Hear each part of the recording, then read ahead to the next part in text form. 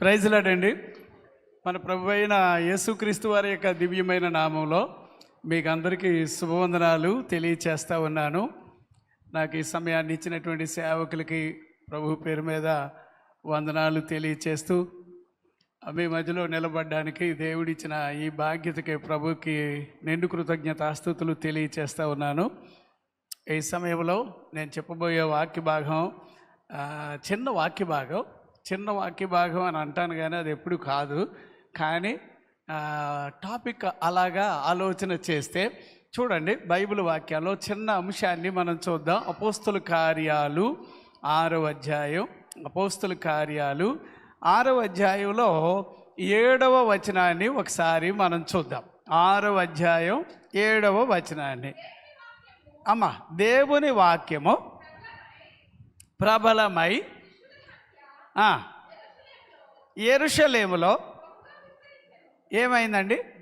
ఇక్కడ 7వ వచనంలో మనం చదివితే ఎంత క్లారిటీగా చెప్తున్నాడు అంటే, దేవుని వాక్యము ప్రబలమై శిష్యుల సంఖ్య యెరూషలేములో బహుగా విస్తరించెను, మరియు యాజకులలో అనేకులు విశ్వాసమునకు లోబడిరి అనే ఒక మాట మనం చదువుతున్నాం. ఆలోచన చేస్తే మన జీవితాల్లో ఎప్పుడైనా మనం అంటూ నానాటికి అభివృద్ధి చేయబడడానికి ఏం చేస్తే బాగుంటుంది? ప్రతి వారి మనసులో ఏముంటుంది? మేము గొప్పవాళ్ళం అవ్వాలి, విస్తరించాలి, వ్యాపించాలి, లేదా గడించాలి. ఈ ఆలోచన అందరికీ ఉంటుంది. అంటే ఎవరికి ఉండదో, బహుశా ఉండనోళ్ళు ఒకవేళ నేను అనుకుంటాను, వాళ్ళు ఒకవేళ పిచ్చోళ్ళై ఉండొచ్చేమో అని అనుకోవాలి. అంటే వాళ్ళకి ఏం తెలియదుగా. కానీ మనం అందరం కూడా తప్పకుండా సాధించాలి, గొప్పవాళ్ళం అవ్వాలి, అభివృద్ధి చేయబడాలి, విస్తరించాలి. ఇట్లాగా పరిశుద్ధ గ్రంథంలో నుంచి కొన్ని వాక్య భాగాలు చూడడానికి ఇక్కడ ఎలాగా ఇది చెబితే బాగుంటుంది అని అంటే చూడండి, ఇంకొక వచనాన్ని చెప్తాను. అపోస్తుల కార్యాలు 16వ అధ్యాయం 5వ వచనాన్ని ఒకసారి చూస్తారా? సంఘము విశ్వాసమునందు స్థిరపడి అనుదినము లెక్కకు ఏమవుతుందట? విస్తరించబడుతుంది అనేది ఒక మాట రాశాడు. ఇప్పుడు సంఘము విస్తరించబడుతుంది అనేది ఆలోచన చేస్తే, సంఘం అంటే ఏమిటి? విశ్వాసులుగా ఉన్న మనము గనక విస్తరించబడితే దాని అర్థం ఏమిటి? సంఘము అభివృద్ధి చేయబడింది, సంఘము విస్తరించింది, సంఘము చాలా నిండుగా ఎన్నో రకాలుగా అందులో ఉన్న ప్రత్యేకతలు ఉన్నాయి అని చూస్తాం. సరే, 9వ అధ్యాయం, అదే అపోస్తుల కార్యాలు 3-4 వచనాలు అలా చెబుతాను. ఆ తర్వాత వాక్యం లోపలికి 9వ అధ్యాయం 31వ వచనాన్ని ఒకసారి చూస్తారా? సంఘము క్షేమాభివృద్ధి నొందుచు సమాధానము కలిగి ఉండెను, మరియు ప్రభువు నందు భయమును పరిశుద్ధాత్మయు ఆదరణయు కలిగి నడుచుకొనుచు విస్తరించుచుండే. అన్ని చోట్ల మీరు ఇప్పుడు చదివిన అన్నిట్లో ఏం కనిపిస్తుంది? విస్తరించడం అనే ఒక మాట కనిపిస్తుంది. విస్తరించడం అంటే ఏంటి? దాని అర్థం ఎలాగా? విస్తరించడం అంటే గడించడం అంటారా, లేకపోతే వ్యాపించడం అంటారా? ఏమండి, రోజుకి ఇక్కడ ఈ పాయింట్స్ 3 చదివితే ఖచ్చితంగా వీళ్ళు విస్తరించారు. ఏ రకాలుగా, ఎన్ని రకాలుగా, ఎన్ని విధాలుగా అంటే అన్ని రకాలుగా వాళ్ళు అభివృద్ధి చేయబడ్డారు. ఇప్పుడు మీరు నేను కూడా ఏమనుకోకండి నాయంక, ఎందుకంటే ఈ వాక్యం చెప్పాక వెళ్ళిపోతాను, మీకు దొరకను. కానీ నేను ఒక్క విషయం చెప్తున్నా, మీరెవరైనా ఇన్నేసి సంవత్సరాలు మందిరానికి వచ్చిన తర్వాత ఇంకా మేము గిట్టగరుసుకుపోయి ఉన్నాము అని అంటే నేనైతే దానిని అంగీకరించలేను. తప్పకుండా మందిరానికి వచ్చిన ప్రతివారు ఏకలాగా వచ్చి ఎలాగవ్వాలి? మేకులాగా. అర్థమవుతుందా? అలాగా స్థిరపడాలి, బలపడాలి, విస్తరించాలి, అభివృద్ధి చేయబడాలి. ఒక్క వచనంలో ఇప్పుడు ఈ 3 రిఫరెన్స్లో మనం చదివితే విస్తరించడం అంటే గొడ్డుతనంగా ఉండకూడదు. దేవునికి స్తోత్రం, హల్లెలూయా. సరే, ఇప్పుడు ఈ వాక్యాన్ని మనము విస్తరించాలంటే అంత ఈజీగా విస్తరించడానికి అనుకూలతలు ఉన్నాయా అంటే చాలా కష్టం. మరి బైబిల్ వాక్యాల్లో చూడండి, ఒక మాట చెప్తాను. ఇందులో నుంచి ఏది చదువుదామంటే చూడండి, అపోస్తుల కార్యాలు 16వ అధ్యాయం మీరు ఇందాక చదివారు కదా, అట్లాగే ఇప్పుడు అపోస్తుల కార్యాలు 4వ అధ్యాయం 27వ వచనం ఒకసారి చూస్తారా? ఏవి జరగవలెనని నీ హస్తము నీ సంకల్పమును ముందు నిర్ణయించెనో, చదవండి, వాటినన్నిటినీ చేయుటకై నీవు అభిషేకించిన పరిశుద్ధ సేవకుడైన యేసుకు విరోధముగా హేరోదు, ఇంకెవరు, పొంతు పిలాతు, ఇంకెవరు, అన్యజనులు, ఇంతమంది అడ్డుపడితే కూడానట. అర్థం చేసుకోండి, ఎవరెవరు అడ్డుపడ్డారు? వాళ్ళు ఏమన్నా మామూలులా, మీరు నేను అనుకున్నట్టుగా సాదాగా ఉండేవాళ్ళ కాదుగా. హేరోదు అనగా ఒక దేశానికే రాజుగారిలాగా ఉన్నాడు. లేదా ఇంకెవరు, పొంతు పిలాతు అని రాశారు. చాలా డేంజరస్గా ఉన్న వాళ్ళు దేశాన్ని ఏలుతున్నారు. వాళ్ళ ఏలుబడిలో క్రైస్తవ్యం రాకూడదు, దేవుని పిల్లలు ఎదగకూడదు, దేవుని పిల్లలు వర్ధిల్లకూడదు. ఇది వారికి ఉన్న టార్గెట్, వాళ్ళకున్న ఆలోచన. ఇప్పుడు మిమ్మల్ని నేను ఎలాగ అడుగుతున్నాను, ఎవరికో భయపడి యేసు ప్రభువుని రక్షకునిగా ప్రభువుగా అంగీకరించవలసిన అవసరం లేదు, భయపడి అంగీకరించవలసిన అవసరం లేదు. హోందాగా ధైర్యంగా దేవుని కొరకు నిలిచి అలాగ వర్ధిల్లాలి అంతే తప్ప ఏదో జనరల్గా భయముతో బిక్కుమంటూ పిరికి వారిగా ఆ విధంగా అనుకుంటే, అదే పిల్లివాటం అంటా చూసారా, ఎటు అయితే అటు దూకేయడం, ఏ అంటగా గొడుగేసుకోవడం, ఇట్లాంటి చెత్త పనులు చేసేవాడు వాడు విస్తరించడం కంటే నాశనం అయిపోవడమే బెటర్ నేనైతే అంటాను. ఎందుకంటే అటు ఇటు గేమ్ ఆడేవాడు ఎవడికి కావాలి సార్? ఇప్పుడు దేవుడి దగ్గరికి వచ్చేటప్పటికి దేవుని పిల్లలు విస్తరించాలి, వాళ్ళు తలగా ఉండాలి. మీరు 28వ అధ్యాయం ద్వితీయోపదేశకాండం 12వ వచనం 13వ వచనం మీరు కనుక చదివితే మీరు తలగా ఉండాలి, అంతేగాని తోకగా ఉండకూడదు అంటాడు. మీరు ఆదికాండం 26వ అధ్యాయంలో మీరు అక్కడ కూడా చదివితే కూడా ఏమంటాడు?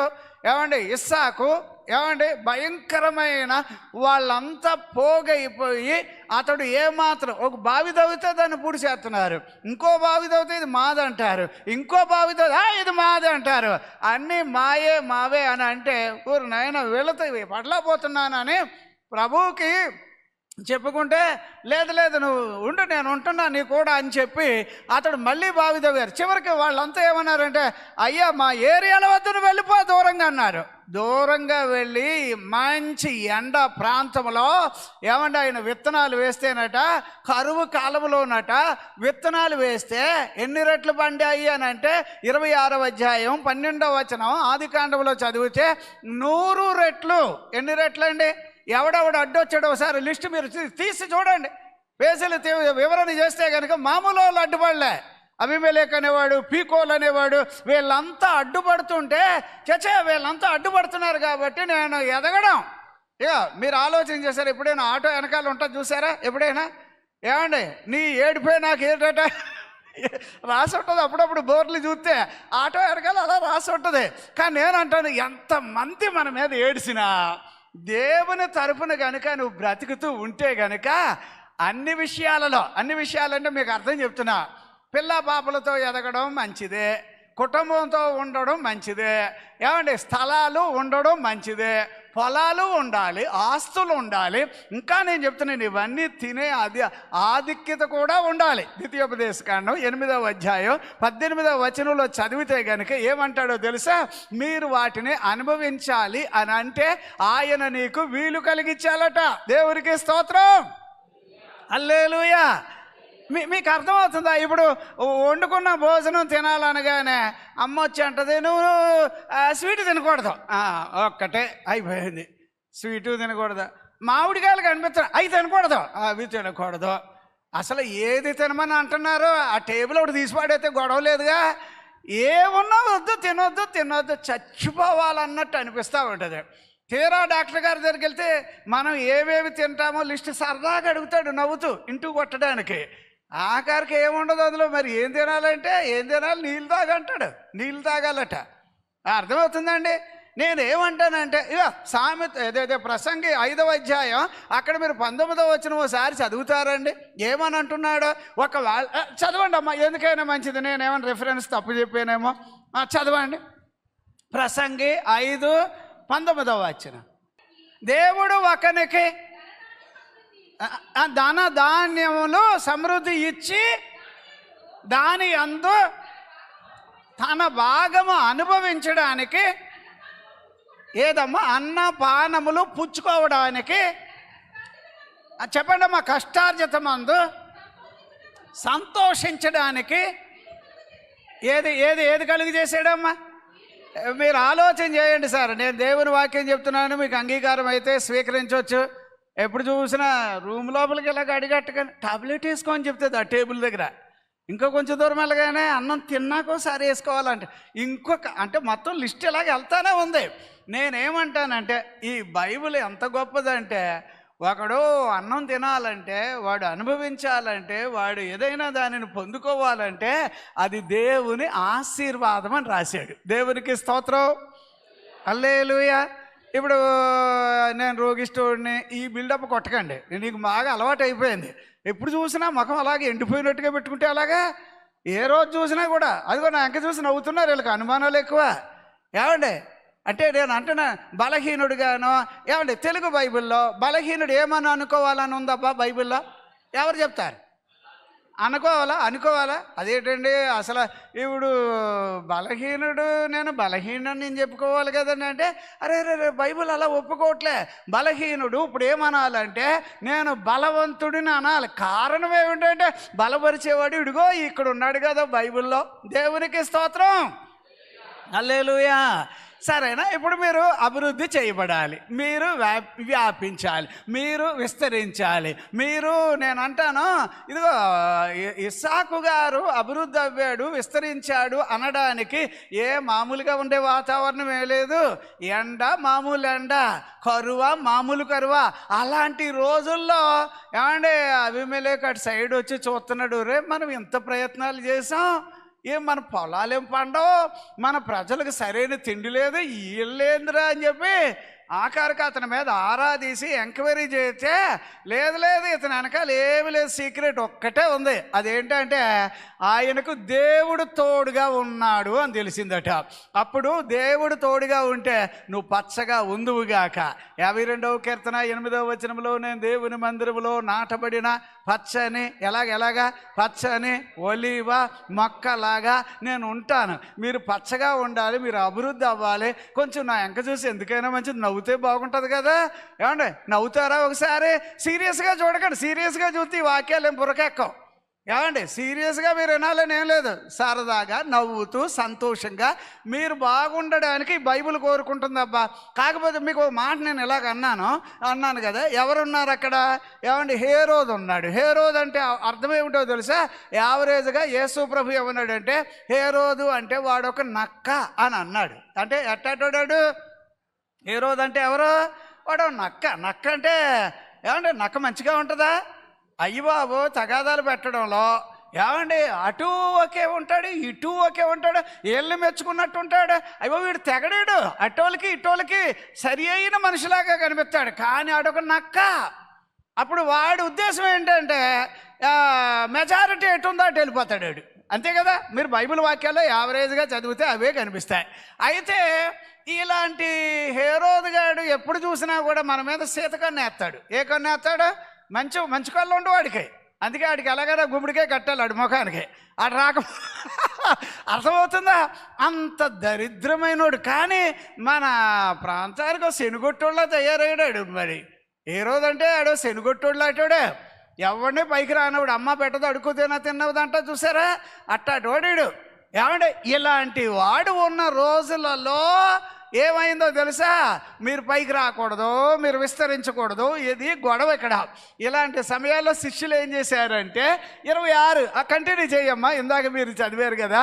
27 దగ్గర నుంచి మీరు వెళ్ళారు కదా. అపోస్తల కార్యాలు 4వ అధ్యాయం ఒకసారి చూడండి. అది దేవునికి స్తోత్రం.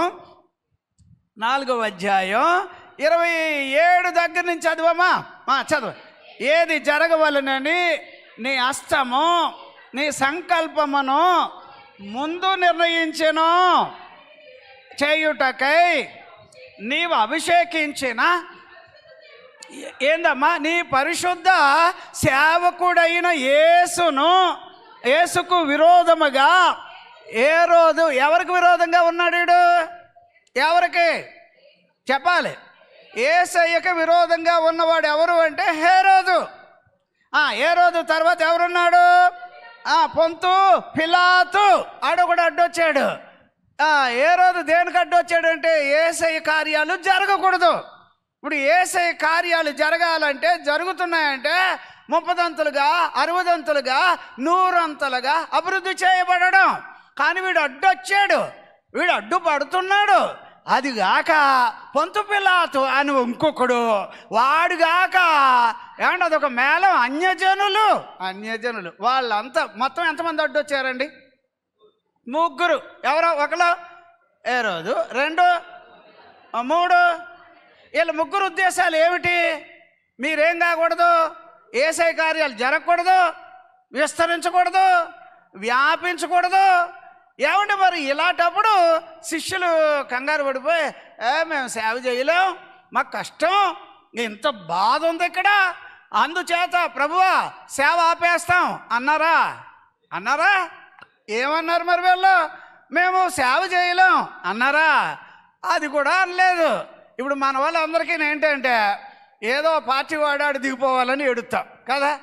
ఆడుండే కాలంలో మన అభివృద్ధి అవ్వడం చేత కావాలి. ఏనండి నా ఎంక చూడండి, ఎవడో ఉన్నాడు సరిగొట్టాడు, ఎవడో మనకి దరిద్రుడాడు, ఏవేవో జరుగుతున్నాయని అనుకుందాం. అనుకుంటే రే నువ్వు చేసుకుంటావో, కానీ నీ కాలంలోనే నేను ఎవరునో నీకు చూపించాలి, నేను ఏమై ఉన్నానో నీకు తెలియాలి, నా తరపున ఎవరున్నారో నాకు తెలియాలి. అందుచేత అక్కడ వీళ్ళు ఏం చేశారంటే ప్రభువా ఇంతమంది అడ్డొచ్చారు కాబట్టి అయినాను ఏమన్నారో తెలుసా? వాళ్ళు ఏమన్నారు? చదవండి, కంటిన్యూ చేయండి అమ్మా. ఏమన్నారు అక్కడ? ప్రభువా వారు బెదిరింపులను చూచి ఏమండి భలే సీక్రెట్ వచ్చింది సార్, ఇక్కడ వచ్చిన భలే ఉంది. ఇక్కడ ఏది అడ్డొచ్చినోడు పేరేం పేరు? హేరోదు. అడ్డొచ్చిన వాళ్ళు పేరేం పేరు? ఏమంటే పొంతు పిలాతు. అడ్డొచ్చిన వాళ్ళు ఎవరు? అన్యజనులు. వీళ్ళందరూ ఉద్దేశం ఏంటంటే యేసు ప్రభు మాకు వద్దు, యేసు ప్రభు సేవ మాకు వద్దు. యేసు ప్రభు పేరెత్తితే చచ్చిపోతున్నాడు, యేసయ్య కొరకు బతికితే ఏమి లేదండి. యేసు ప్రభు కోసం జీవించే వాళ్ళ మీద కక్ష సాధింపులు చేసే పలు రకాలైన మనుషులు ఉండగా ఇప్పుడు వీళ్ళు ఏమంటారంటే ప్రభువా వాళ్ళ బెదిరింపులకు మేము భయపడం. మరి ఎలాగా అని అంటే వాళ్ళ బెదిరింపులకు మేము భయపడం. కానీ ఏమంటున్నారు అక్కడ? ఏమండి అక్కడేముంది? పరిశుద్ధ సేవకుడైనా యేసు నామము ద్వారా ఏం జరగాలమ్మా? గట్టి అంత చక్కగా అంటున్నారు తెలుసా? ప్రభువా ఈ సమయమున ఏంటట వారి బెదిరింపులు చూచి ఏమండి మేము భయపడ్డాడు కాదు, కానీ రోగులు ఏమవ్వాలి ఇప్పుడు? చెప్పండి అబ్బా, గట్టిగా చెప్పొచ్చు కదా. రోగులు అంతమంది ఉన్నారు, వాళ్ళు ఒకసారి చెప్పేసేయండి అబ్బా. ఎవరైనా రోగులు ఉన్నారా? ఎవరు లేరు కదా. ఎవరు లేరా? ఒకవేళ అలా రోగులు ఉంటే ఇలాంటి వాక్యము ద్వారా మీరేమవ్వాలో తెలుసా? ఏమవ్వాలట? నవ్వుతా చెప్పండి అయ్యా. పాట పాడతారు కదండి, నా సంకటములన్నీ తీరిపోయే సమరదూత నన్ను దాటిపోయే, నా సంకటములన్నీ తీరిపోయే. సంకటాలు ఎందుకంటే సంకటాలు అర్థం తెలుసా మీకు?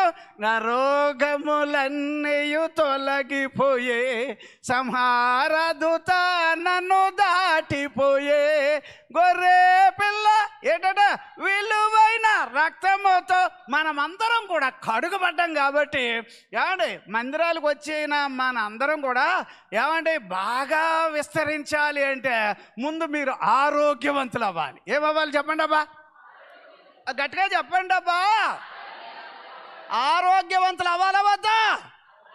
మీరు అవుతా ఉన్నారనుకో బయటప్పుడు ఏ రోజుగాడు ఫీల్ అవుతాడు, అయ్యో వీళ్ళు పైకి వచ్చేస్తున్నారు, అంటే డాక్టర్ బిల్లు తగ్గునుగాక. దేవునికి స్తోత్రం. అలాగా వాక్యం చెప్తా ఉంటే ఒరే నీకు ఎంత టైం ఇచ్చారు, అది గబగబా ముగిచ్చేసుకుని పో అన్నట్టు చూస్తున్నారేంటి? ఏమంటే ఇప్పుడు రోగులు ఏమవ్వాలి ఇప్పుడు చెప్పండి, గట్టిగా చెప్పండి. మన ఇళ్ళలోగా మన పిల్లల మీద కూడా నమ్మా ఏ దరిద్రం ఉండకూడదయ్యా, అమ్మగారి మీద ఏ రోగం ఉండకూడదయ్యా, అయ్యగారి మీద ఏ రోగం ఉండకూడదయ్యా. వీళ్ళు బాగుపడడం చూసి బయట వీళ్ళు ఎలాగ బాగయ్యారు, వీళ్ళు ఎలాగ విస్తరిస్తారు, వీళ్ళు ఎలాగ ఆరోగ్యంగా ఉంటారు, వీళ్ళు ఎలాగ ఇంతలాగా వీళ్ళు బతకగలుగుతున్నారంటే సీక్రెట్ ఒకటే ఉంది, ఆయన హస్తము మీకు తోడుగా ఉండునుగాక. దేవునికి స్తోత్రం. హల్లెలూయా. ఆ రోగులు బాగవ్వడం ఒక్కటే. ఇంకేమన్నారమ్మా? చెప్పండి అమ్మా. సూచక్రియలు అంటే అర్థం ఏంటమ్మా? సూచక్రియలు అంటే ఎలాగా సూచక్రియలు అంటే ఎలాగ ఉంటాయి? కని విని ఎరుగున్నట్టు కార్యాలు జరగాలి. నా ఎంక చూడాలి, పెద్ద కళ్ళు ఎట్టుకు చూడండి, ఏం బాధలేదు. అర్థమైందా? కని విని ఎరుగనట్టి, గట్టిగా చెప్పాలి. ఇప్పుడు ఎలా చెప్తారు నాకు అర్థం కావట్లే. ఇక ఈ దెబ్బతో దరిద్రం పోవునుగాక, ఈ దెబ్బతో మనకున్న ఆటంకాలు తొలగిపోవునుగాక, ఈ దెబ్బతో మనకంటూ విరోధంగా ఉన్న ఆయుధాలను శిథిలమవునుగాక. ఎంత గొప్ప దేవుడు. ఇక వీళ్ళు ఏమన్నారంటే, ప్రభువా ఇన్ని రకాలుగా ఆటంకాలు ఉన్నాయి, అయినా నీ హస్తం మా మీద ఉండునుగాక. ఉండడమే కాదు, ఇక్కడ ఆరోగ్యవంతులు పెరగాలి, ఇక్కడ సూచక్రియలు జరగాలి, ఇక్కడ మహత్కార్యాలు జరగాలి. అర్థమవుతుందా? ఇవి జరుగుతూ ఉంటే సంఘం పెరుగుద్దా పెరగదా? చెప్పండి అబ్బా, గట్టిగా చెప్పరా. ఏం జరగాలి ఇక్కడ? ఇప్పుడు ఇవన్నీ ఎవరో ఎలాగా అయ్యబాబో ఎవరికో ఒకరికో స్వస్థత వరం ఉంటే అప్పుడు వాళ్ళ ద్వారా జరుగుతుందని అనకండి అబ్బా, అనకండి. మీ సేవకుడి ద్వారానే జరుగుతాయి. దేవునికి స్తోత్రం. మీ విశ్వాసం ద్వారానే మీకు జరుగుతాయి. దేవునికి స్తోత్రం. కొంచెం ఆలోచన చేయండి సార్. ఇప్పుడు ఇక ఖచ్చితంగా ఇప్పుడు మనకు రోగాలన్నీ కూడా ఎవరట్టుపోయారని బైబిల్లో ఉంటుంది. ఏమండి 1:29 చదువుతాం కదా సార్ యోహాను సువార్తలో. ఏమండి మన పాపములన్నిటినీ మోసుకొని వెళ్ళిపోవు, అలాగే రాసింది కదా. 53 ఎస్ఐ గ్రంథంలో చదివితే ఆయన వ్యసనాక్రాంతుడయ్యాడు, మన గురించి ఆయన మొత్తబడ్డాడు, మన బాధలు మన రోగాలు ఆయన వహించెను భరించెను, ఈ మాటలు రాసున్నాయి.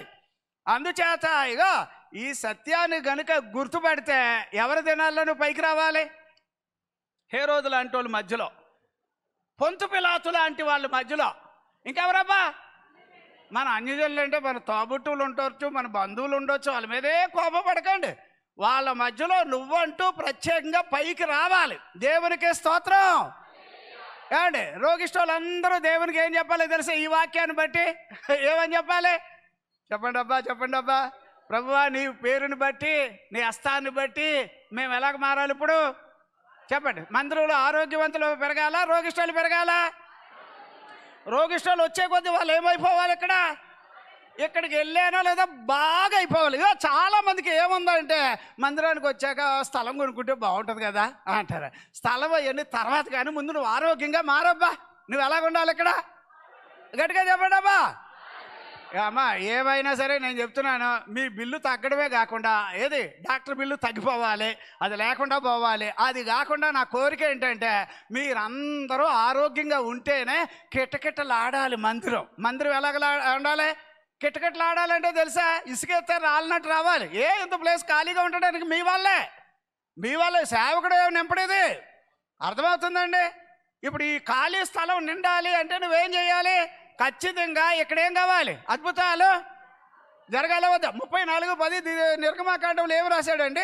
34:10 ఎవరి మధ్యలో ఆయన కార్యాలు చేస్తానంటున్నాడు? ఎవరి మధ్యలోనట? ఇక బాగా వినండి అబ్బా. ఇవన్నీ కూడా ఏమండి మీకు ఇవి తెలియదని నేను అంటులే. ఈ వాక్యాలు మీకు బాగా తెలిసిన వాక్యాలైనా ఏటో ఆఖరిగా ఆనపాదులు ఆఖరిగా కాస్తాయి చూసారా? ఆఖరిగా కాసే కాయలు ఎలాగుంటాయి? అట్లా ఫోటో తీయాలబ్బా, ఎంత చక్కగా నవ్వుతున్నట్టు ఉంటాయి. ఏది ఆఖరిగా పాదు చచ్చిపోయే ముందు కాయలు కాస్తా చూడండి. మరి అలాంటి స్టిల్ కొట్టకండి ఇక్కడ. అర్థమైందా? అవి ఏదో కొండముచ్చుకాయలు ఏదో కాయలు అంటారు, అవి తినడానికి పనికిరావు, వంకరగా టెంకరగా ఉంటాయి. అవి కాయల్లా కావు, ఆఖరిని చచ్చిపోయేటప్పుడు అలాగ అయిపోతాయి. కానీ మనం మందిరానికి వచ్చాక అలాగ ఉండొద్దు. మందిరానికి వచ్చావంటే నువ్వు ఆరోగ్యంగా మారిపోవాలి. నా మాట అంటున్నారా? ఏమండి, ఎండిపోయిన వాళ్ళు కాస్త ఇక్కడికి వచ్చి ఏమవ్వాలి? పచ్చగా మారాలి. నిజం చెప్తున్నాను. ఇక్కడికి వచ్చిన తర్వాత నువ్వు ఆరోగ్యంగా మలాకీ గ్రంథం 4వ అధ్యాయంలో 2వ వచనంలో ఆయన రెక్కలలో ఉన్న ఆరోగ్యం మనకు ఆయన ఇస్తున్నాడని రాశాడు. అందుచేత నువ్వు ముందు ఇక్కడికి వచ్చాక నువ్వెవరివైతే అయ్యావు కానీ ఏమండే నువ్వు ఖచ్చితంగా ఆరోగ్యవంతుడిగా మారితే విస్తరించినట్టే. దేవునికి స్తోత్రం. హల్లెలూయా. ఆరోగ్యాన్ని ఇచ్చే యేసు ప్రభు వారికి మహిమ కలుగును గాక. 54:17 వచనంలో మనం చదివితే ఏది? యెషయా గ్రంథంలో నీకు విరోధంగా రూపించబడిన ప్రతి ఆయుధాన్ని ఆయన ఏం చేస్తాడట? శిథిలం చేస్తాడని రాశాడుగా. ఏమండి 91వ కీర్తన 10వ వచనంలో చదువుతాం కదా. ఏమండి ఏ తెగులు నీ గుడారం అనగానే ఏదో ఇల్లు కాదు, నీ ఒంటికి తగలకుండా కాపాడునుగాక. దేవునికి స్తోత్రం. హల్లెలూయా. ఇప్పుడు ఎవరి టైంలో కార్యాలు జరగాలంటున్నారో తెలుసా శిష్యులు? ప్రభువా, హేరోదు గారు చూస్తే ఇలా ఉన్నాడు, పొంతు పిలాతు గారు చూస్తే ఇలా ఉన్నాడు, అయ్యేటో వాళ్ళిద్దరిని చూసుకొని ఇదిగో ఇలా రెచ్చిపోతున్నారు, ఇలా రెచ్చిపోయి పుచ్చిపోతున్నారు. వీళ్ళ మధ్యలో ఏమవ్వాలంటే నీ ప్రజలకు ఏం కావాలట? ఆరోగ్యము వచ్చునుగాక, సూచక్రియలు జరుగునుగాక, మహత్కార్యాలు జరుగునుగాక, అద్భుతాలు జరుగునుగాక. ఇవి జరగడానికి నీ హస్తము చాపబడినందుకు స్తోత్రం అని వాళ్ళు దేవునికి స్తుతి స్తోత్రాలు చెల్లించారు. దేవునికి స్తోత్రం. సరే, 34:10 వచనంలో ఏం చదువుతున్నారమ్మా? నిర్గమకాండంలో ఏం చదువుతున్నాం? దేవునికి మహిమ కలుగునుగాక.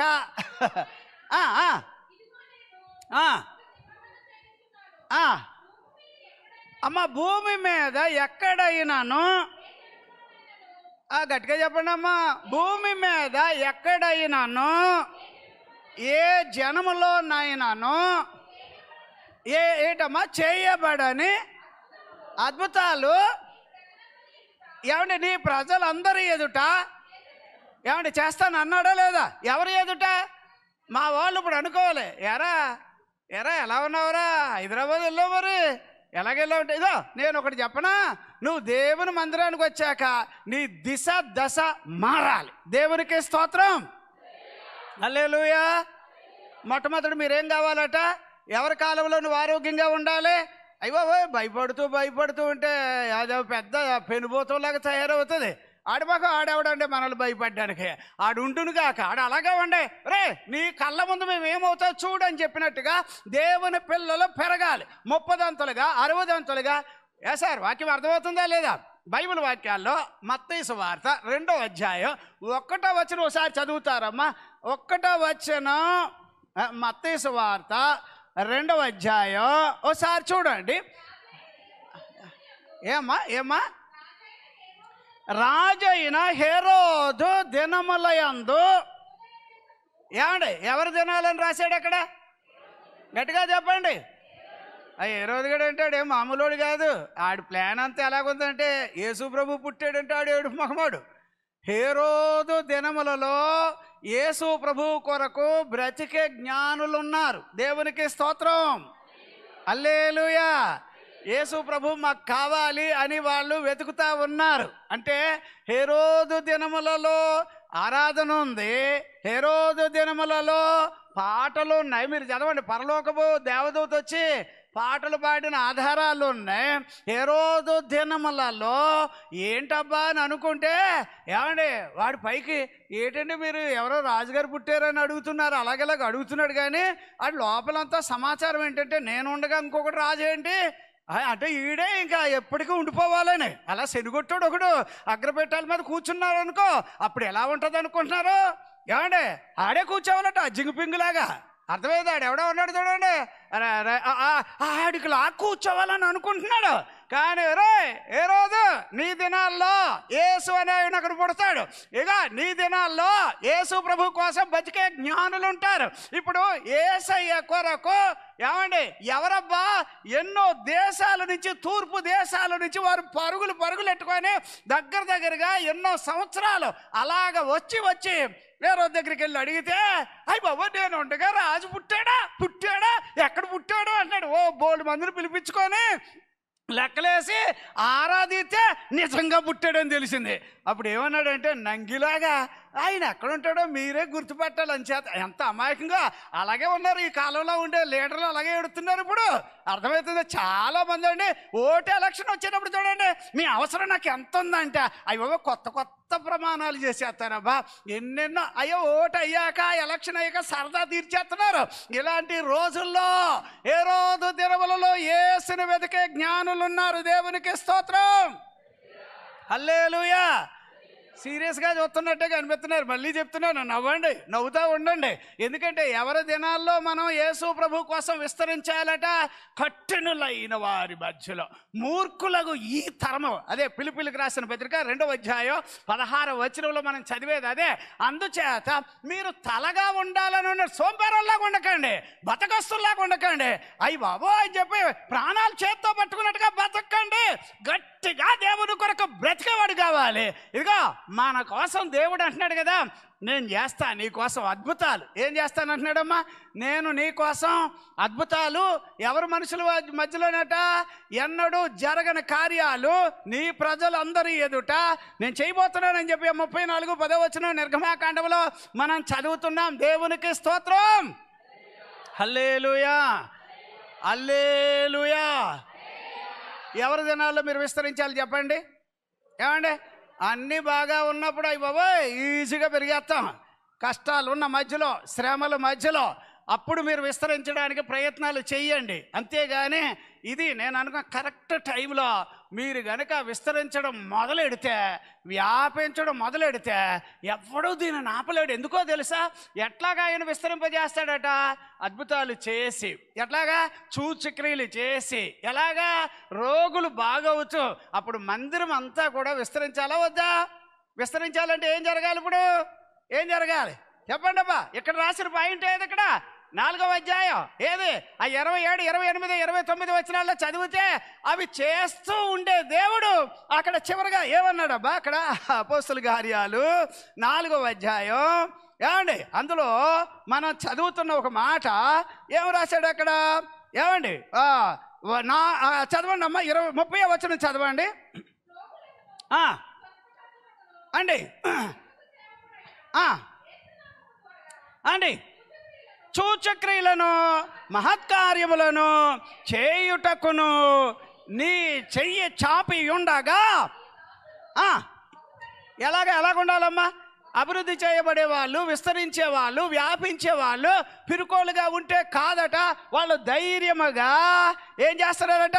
నీ వాక్యమును బోధించినట్లు అనుగ్రహించము. వారు ప్రార్థన చేయగానే వారు కూడి ఉన్న చోటు కంపించెను. దేవునికి స్తోత్రం, హల్లెలూయా. అంచేత వ్యాపించడానికి ఏమండి వీళ్ళు ప్రార్థన చేశారు. నువ్వు నేను కూడా అదే కోవలో ఉన్నా. కానీ మనం ఏమనుకున్నాం అంటే, నాలంటోడి ప్రార్థన ఆయన వింటాడో వినడో, మరి ఎవరు ప్రార్థన వింటాడో అని ఆలోచన చెయ్యండి. మరి ఈ దీనుడు మొరపెట్టగా ఏం చేస్తాడు? యెహోవా ఆలకిస్తాడని ఉందా? ఏమి లేదబ్బా. మీరు ఆలోచించి నువ్వు ప్రార్థన చేస్తే నీ ప్రార్థన ఆయన వినడానికి ఆయనకి ఇష్టం. దేవునికి స్తోత్రం. బాధ వచ్చినోడు చెప్తాడు ఆడు బాధ ఎంత ఉందో. మిగిలిన వాళ్ళు బయట ఉండి ఏం చెప్తాడు? అందుకని నేనేమంటానంటే మన కష్టాల్లో మన దేవునికి, ప్రభువా ఈ వాక్యం నిజమైతే గనక నా జీవితంలో నేను అభివృద్ధి అవ్వడానికి, నేను విస్తరించడానికి, ఇలాంటి క్రిటికల్ సిచ్యువేషన్లో నేను పైకి రావడానికి నాకు కృప దయచేయమని ప్రార్థన చెయ్యండి. ఆయన హస్తం నీ పట్ల చాచి ఉన్నందుకు దేవునికి స్తోత్రం. నీ పట్ల ఆయన హస్తం చాపబడి ఉండగా ఇది ఎలాగుంది అని అంటే, చూడు సార్, ఇప్పుడు 6వ అధ్యాయం 1వ వచనాన్ని ఒకసారి చదువుతారా? అదే అపోస్తలుల కార్యాలు 6వ అధ్యాయం 1వ వచనంలో ఏం రాశాడు అక్కడ? ఆ దినములలో శిష్యుల సంఖ్య ఎలాగమ్మా విస్తరించుచున్నప్పుడు ఏంటమ్మా ఏమని రాశాడు? అనుదిన పరిచర్యలో తమలోని, అంటే ఇప్పుడు చూడండి, శిష్యులు విస్తరించారు అని అన్నప్పుడు దాని అర్థం ఏమిటబ్బా అంటే, సంఘం పెరిగే కొద్దీ బాధ్యతలు కూడా పెరుగుతాయి. దేవునికి స్తోత్రం, హల్లెలూయా. ఇప్పుడు ఈ ఒక్క వాక్యాన్ని మీరు మనసులో పెట్టుకోండి. ఎలా ఉంటుందంటే, ఎలాంటి పరిస్థితుల్లో వాళ్ళు పెరిగారు, ఇది మనకి చాలా అవసరం. నేను అంటాను ఒక చిన్న వాక్యం. ఏదైనా మీరు నేను విస్తరించడానికి యేసు ప్రభువు వారు పని పూనుకొని ఉన్నాడు. ఇప్పుడు మీరు నేను చేయాల్సింది ఏంటంటే, అభివృద్ధి చేయబడ్డానికి రోగులు ఇక్కడ ఏమంటే బెతస్తా కోనేరు దగ్గర కొందరే బాగవుతారని రాశాడా? అలా రాశాడా? 5వ అధ్యాయం యోహాను సువార్తలో ఎట్టి వ్యాధిగ్రస్తుడైనానో ఏమవుతాడట? అక్కడ ఏమవుతాడు? బాగవుతాడని రాశాడా లేదా? ఎట్టి వ్యాధిగ్రస్తుడు. అదేంటో ఎట్టి వ్యాధిగ్రస్తుడైనానో బాగవుతారని అంటే, ఆడెవడో కానీ అక్కడ అన్ని సంవత్సరాలు బట్టి అలా తిష్టేసి కూర్చున్నాడేట్రా బాబు అని నాకు అనిపిస్తుంది. ఆడేదో టెంట్ వేసుకున్నాడు. టెంట్ వేసుకొని ఏమండి వచ్చిపోయే రోగులు అందరూ ఎవరైనా వస్తున్నారనుకో, రోగులు ఎవరైనా వస్తే మీరు ఎవరండి, ఏంటి మీ జబ్బు ఏంటి అని అడగడం. ఈడేదో పెద్ద ఏదో ఆర్ఎంపీ డాక్టర్ లాగా ఏమంటే జబ్బు పేరు అడి, ఈ జబ్బాలంతా ఆ సందులోకి వెళ్ళి అక్కడ ఉండండి, ఆ గేటు దగ్గర అక్కడ ఈడు చెప్పడం. ఏమంటే వీడికి ఎవడో డ్యూటీ ఇచ్చినట్టుగా రోజు ఎంత తిండి తింటాడంటే, ఇక తక్కువ తిండి అబ్బా. నేను అంటున్నాను, మీరు ఏమనుకోకండి. వచ్చినప్పుడు ఏదో అనామకుల్లోకి వచ్చాడు, ఇప్పుడు ఏం లేదు. ఆ రోగిష్ఠులందరికీ వస్తాదులకు తయారయ్యాడు వీడు. అర్థమైందా? ఈ బాబో ఇప్పుడు ఏ చిన్న విషయమైనా ఆ రోజు చూడండి, అక్కడ రోజు బాగవుతున్నారు. రోజుకు 10 మంది బాగవుతారు. అంటే దేవదూత రోజుకు ఒక్కడిని కాదు బాగు చేసేది, రోజు అనేక సార్లు ఏదేదో సమయానికి వచ్చి ఆయా సమయాలలో ఎందరో బాగవుతుంటే టెంట్లు వేసుకొని బిర్యానీలు వండుకొని ఏమంటే కేకులు పంచుకొని చాక్లెట్లు పంచి పెడుతుంటే ఈ మూల ఉంటాడు. వీడు చూస్తాడు, నాకు ఎట్టకుండా వెళ్ళనివ్వండి అని చూస్తాడు వీడు. ఎందుకంటే అట్టాడి దరిద్రుడాడు. అర్థమవుతుందా?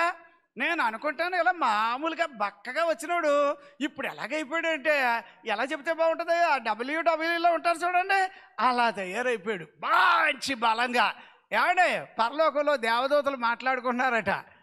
ఈ దేవదూత అక్కడికి వెళ్ళి రోజు చెప్తా, ఏంటో ఎన్నో సంవత్సరాలు బట్టి నేను బెతస్తా కోనేరు దగ్గర అక్కడ నేను బాగు చేయడానికి నీళ్లు కదుపుతూ ఉంటానా, ఎంత బాగు చేయాలనుకున్నా ఆడెవడో కానాడు. ఎవడనాలి, నేనైతే శనిగొట్టాడని అనాలి, కాకపోతే దేవదూత ఆడెవడో కానీ నాకు అర్థం కావట్లేదు, బాగోవట్లేదు ఆడు అన్నట్టుగా అక్కడ మ్యాటర్ వచ్చింది. అప్పుడు దేవుడు ఏం చేశాడంటే, తన కుమారుడు భూమి మీద ఉంటే ఆయనకి చెప్పు ఉండాలి ఏమని అంటేగా, నువ్వు ఏమైనా సరే ముందు పనులన్నీ ఆపి ఈరోజు ఎక్కడికి వెళ్ళాలి, బెతస్తా కోనేరు దగ్గరికి వెళ్ళి ఆడెవడో అలాగే చాలా కాలం నుంచి ఉండిపోయాడు, ముందు ఆడిని బాగు చేసేసే అంటే ఆడి దగ్గరికి వెళ్ళగానే ఆడిని అడిగాడు, ఏయ్యా స్వస్థత పొందగోరుతున్నావు అంటే, పొందాలని చెప్పొచ్చు కదా, చెప్పట్లేదాడు. అలాగా నాకు ఎవరు లేరండి అంటున్నాడు. ఎవరు లేకుండానే ఆడు ఎంత దుర్మార్గుడు అంటే తర్వాత వచనాలు చదివితే తెలుస్తాయి. ఆడు మామూలుడు కాదు, పెద్ద పాపిష్టోడాడు. అర్థమైందా? మరి ఆడు పాపాలు ఎలా చేస్తున్నాడంటే అలాగే చేస్తున్నాడు మరి.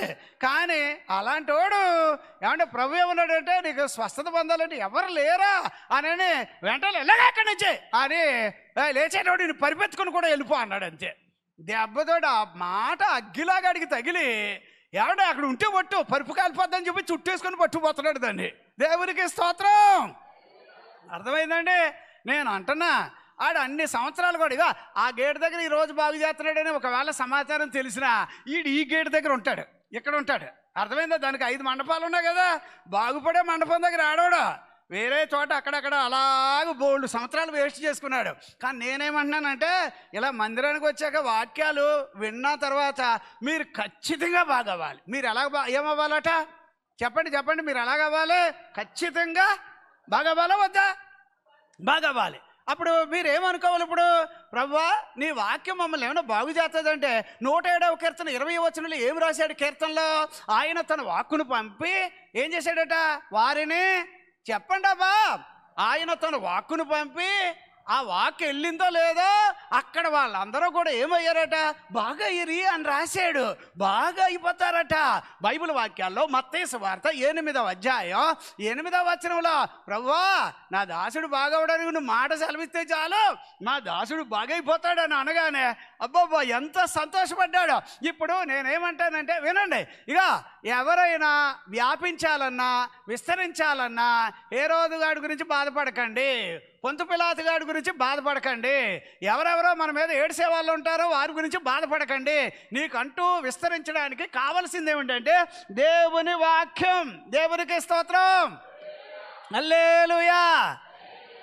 ఇప్పుడు వాక్యం ఎలాగుంటుందో 119వ కీర్తన 130వ వచనంలో ఏమి రాస్తాడు?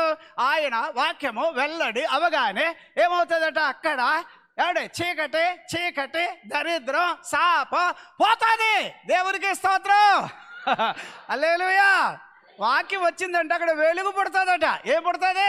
వెలుగు వచ్చిందంటే చీకటి పోవాలి. అర్థమైందా? రోగాలు పోవాలి, బలహీనతలు పోవాలి. ఇప్పుడు బైబిల్ వాక్యాలు ఎలాగుంటాయంటే ఏమండి, మీరు ఆయన వాక్యాన్ని నమ్మాలి. ఏం చేయాలట?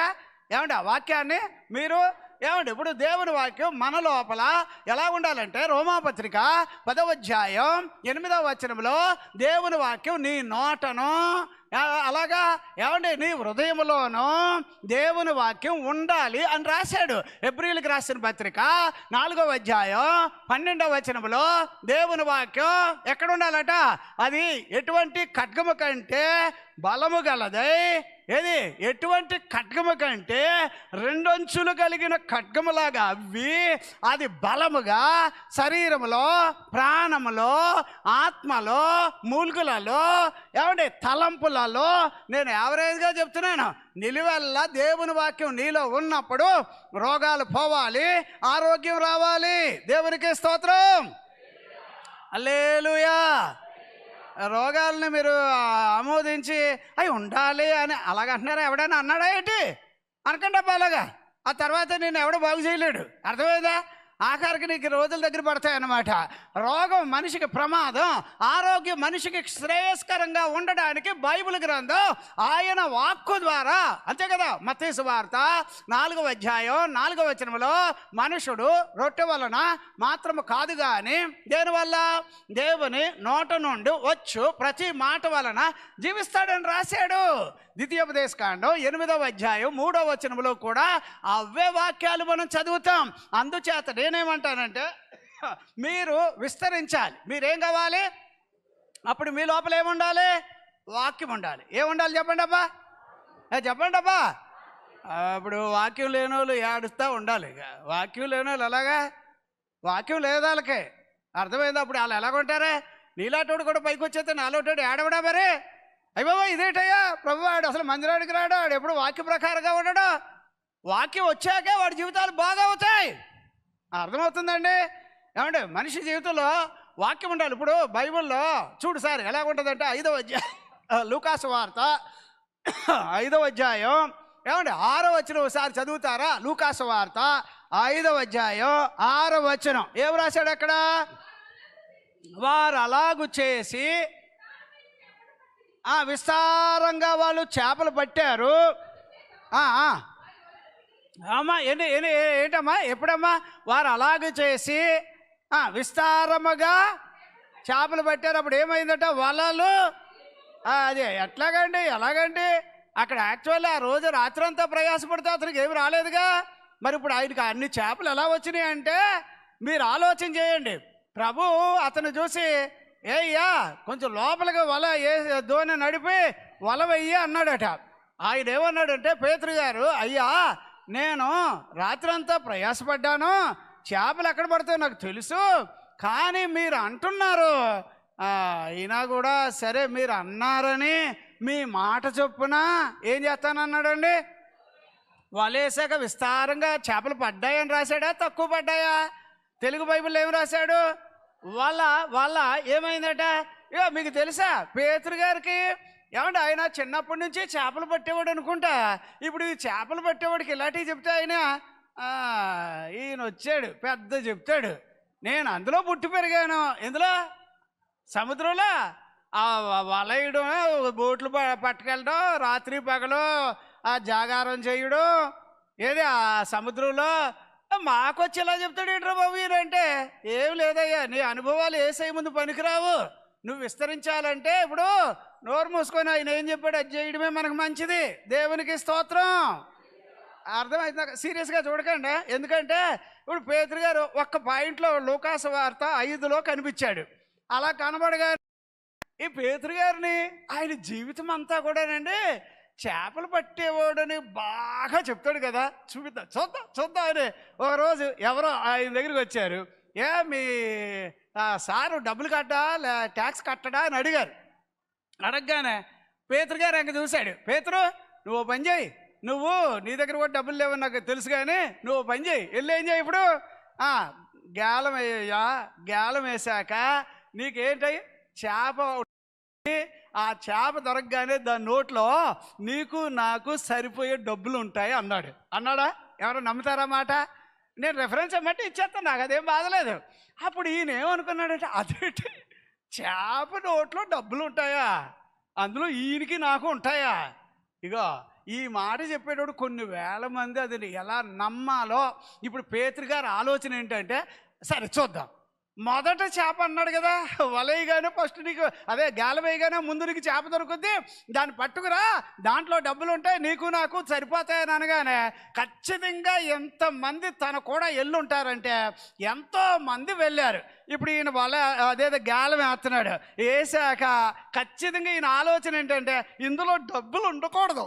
ఎవరో పేతురు ఈ ఏడు మగవాడు కదా, మరి తెలుసుకునే కొద్దీ అతను అలాగా విస్తరించాడబ్బా, లేకపోతే ఆయన బతుకు పైకి వచ్చేది కాదు. అర్థమైందా? ఇప్పుడు గాలి వేశాడు, చేపను పట్టుకున్నాడు, ఇలా చూడలేవు అందాం అనుకున్నాడు, కానీ ఇలా తెరవగా డబ్బులు ఎన్ని ఇక మీదట ఈయన ఎప్పుడైనా వాళ్ళైతే ప్రతి చేపను ఏం చేస్తాడు, ఇప్పుడు డబ్బులు ఉంటాయి, బంగారం ఉంటుంది. ఎంత అంటే ఆలోచన చెప్తున్నా. అయితే సరే ఇది అలాగే ఉంచాడు, ఇది బాగానే ఉంది. అయ్యి బాబోయ్, అస్సలా నేను ఇంతకాలం చేపలు పట్టేవాడిని, ఇందులో ముసలోడిని అయిపోయాను నేను, అయినా కూడా చేప కడుపులో డబ్బులు ఉంటాయనేది మొదటిసారి విన్నాను అబ్బా అని ఇక బిత్తరపోయి కంటి చూపు తప్ప ఏమండే ఇక నోటి మాటలు ఉంటే ఒట్టు అతనికి. హల్లెలూయా. చాలామంది అనుకుంటారు, సార్ నా బాటికి నేనే కష్టపడి పైకి వచ్చేస్తాను, అంతే. ఎందుకు 21:5 వచ్చినవమ్మా, మత్తయి అదే యోహాను సువార్త 21:6 వచ్చిన చదువమ్మా, 5 కాదు కానీ 21. దేవునికి స్తోత్రం. ఉన్నదా అడిగగా ఏమంటే ఎన్ని సంవత్సరాలు యేసయ్య కూడా ఉన్నారు సార్, వీళ్ళంతా కూడా ఎన్ని అద్భుతాలు చూశారు సార్, ఎన్నెన్ని కార్యాలు చూశారు సార్, అయినా కూడా వీళ్ళల్లో ఏం లేవట. అర్థమైందా? యేసయ్య మిమ్మల్ని ఏమన్నా అడిగితే ఉందంటారా లేదంటారా? చెప్పండి, అలా చూస్తారేంటి? యేసయ్య నీ దగ్గరికి వచ్చి ఏమా ఆకలేస్తుంది, యేసయ్య ఆకలేస్తుందని అంటే నువ్వు పెట్టేదానిగా ఉన్నావా, పెట్టేవాడిగా ఉన్నా? ప్రభు లేదు, అసలు నాలేటోడిని అడగకూడదు, మీరు ఎవరైనా పెద్దోళ్ళని అడగండి, అలాగంటారా? ప్రభు ఏమో పెద్దోళ్ళతో సమానంగా నిన్ను చెయ్యాలని నిన్ను టెస్ట్ చేస్తున్నాడు. పెడతావా, ఇస్తావా అంటే నేను ఇవ్వను. మరి ఇవ్వకపోతే ఆయన కూడా ఇవ్వకుండా ఉంటే మంచిది. దేవునికి స్తోత్రం. కోపం ఏమనుకోకండి. ఇప్పుడు పేతురు గారు ఏమనుకున్నారంటే, యేసయ్య మా బాస్ వెళ్ళిపోయాడు, చనిపోయాడు కదా, అంచేత ఇప్పుడు ఆయన రేపు నుంచి మా బతుకు ఎలాగా అని ఈయన ఏమన్నాడో తెలుసా? 21వ అధ్యాయంలో ఈయన పోతే పోయాడు, ప్రభువుని వదిలేసి వెళ్ళిపోతున్నాడు, ఇప్పుడు మళ్ళీ చేపలు పట్టడానికి వెళ్తున్నాడు. వెళుతూ ఉంటే ఇప్పుడు ఏమనుకోవాలంటే, యేసయ్య కూడా ఉన్నాను కానీ నేనేం విస్తరించలేదు, యేసయ్య కూడా ఉన్నాను కానీ నాకేం అవ్వలేదు, అందుచేత నేను చేపలు పట్టడానికి వెళ్ళిపోతున్నాను, మీరు ఎవరైనా వస్తారా అంటే నలుగురే ఎంతమంది వచ్చారు. ఈయన కూడా పై వచ్చిన 21వ అధ్యాయంలో ఆ పై వచ్చిన వాళ్ళు చదివితే వస్తే వీళ్ళందరూ కష్టపడుతున్నారు. ఎంత కష్టపడి వీళ్ళకి చేపలు దొరికితే ఒట్టు. దేవునికి స్తోత్రం. విస్తరింపజేసేది ఎవరు, ఇచ్చేది ఎవరు? చెప్పండి అబ్బా. మీరు ఆ ప్రసంగి 5:19 వచ్చిన వదలకండి, ఎందుకంటే నీకు వీలు కలిగజేసి అనుభవించడానికి ఆయన ఇస్తే గనుక అది నీకు ఆయన ఆశీర్వాదం. దేవునికి స్తోత్రం. హల్లెలూయా. సరేనా? ఇప్పుడు ఈ వాక్యం అర్థమవుతుందా? ఇప్పుడు ఇంత కష్టపడ్డారు కదా, ఏమి లేవు. యేసయ్య దగ్గరికి వచ్చి, పిల్లలారా ఆకలేస్తా ఉంది, ఏదైనా ఉందా మీ దగ్గర అని అంటే, ఏముంది మా దగ్గర ఏమి లేదు. అవును, యేసు ప్రభుతో ఉంటే ఏమైనా ఉండేది, యేసు ప్రభు మాకేం చేయలేదు అన్నట్టు వెళ్ళిపోయాడు. కానీ ఎట్టకాకలకి యేసు ప్రభు వారు, ఏంటి మీరు అలా చూస్తున్నారు, ఏంటి కుడివైపున వలవయ్యి అని అనగానే వాళ్ళు వేశారు, విస్తారంగా పడ్డాయట. అంటే యేసయ్య ఎవరు కూడా ఉన్నా, ఆయన హస్తం ఎవరు కూడా ఉన్నా, ఆయన వాక్యం ఎవడిలో ఉన్నా వాడు ఏమవుతాడో తెలుసా? వాడు విస్తరిస్తాడు. గట్టిగా చెప్తారా? యేసయ్య ఎవరు కూడా ఉన్నా వాడు ఏమవుతాడు? గట్టిగా చెప్పరా? అంత వీక్గా చెప్తే నాకు నచ్చట్లే. ఎలాగ హుషారుగా ఇప్పుడు మీరు ఎక్కడికి వచ్చినట్టో తెలుసా? ఆరోగ్యపు నిధి దగ్గరికి వచ్చారు. ఏమంటే విస్తరింప చేసేవాడి దగ్గరికి వచ్చారు, పైకి తీసుకొచ్చే వాడి దగ్గరికి వచ్చారు. అందుచేత మీరు ఎలాగుండాలంటే, ఈరోజు నేనే బాగవ్వాలి, ఈరోజు నేనే విస్తరించాలి, ఈరోజు ఈ వాక్యం నా కొరకే అని అలాగా గట్టిగా వాక్యాన్ని పట్టుకుపోయేటట్టుగా, వాక్యాన్ని పట్టుకొని బ్రతికేటట్టు కావాలి. ఇప్పుడు మీరు విస్తరించాలంటే యేసు ప్రభు ఎవరు కూడా ఉంటే వాడు పైకి వస్తాడు. దేవునికి స్తోత్రం. బైబిల్ వాక్యాల్లో 1 యోహాను పత్రిక 4వ అధ్యాయం 4వ వచనంలో ఏమంటాడు? లోకములో ఉన్నవాని కన్నా మనలో ఉన్నవాడు. యేసయ్య మనలో ఉంటే అప్పుడు మీరు ఎవరబ్బా? గట్టే చెప్పాలి. యేసయ్య మనలో ఉంటే మన బక్కోలం, యేసయ్య మాలో ఉంటే మీరు రోగులు. అదేనా? అలా చెబుతామా? యేసయ్య మీలో ఉంటే మీరు ఎవరు? ప్రభు యొక్క శక్తి, ప్రభు యొక్క సూచక్రియలు, ప్రభు యొక్క మహత్కార్యాలు, ప్రభు యొక్క ఆరోగ్యం, అది నిన్ను, నీ కుటుంబాన్ని చుట్టూనుగాక, అది నీ మీదను నీ పిల్లల మీదను ఏలుబడి చేయునుగాక. యేసయ్య హస్తము ఎవరికి తోడుందో వాళ్ళు బహుగా విస్తరిస్తారట. దేవునికి స్తోత్రం. హల్లెలూయా. చప్పట్లు కొట్టి దేవునికి స్తోత్రం చెల్లిద్దామా? నా సంకటములన్నయు తీరిపోయే, సంహార దూత నన్ను దాటిపోయే. నా సంకటములన్నయు తీరిపోయే, సంహార.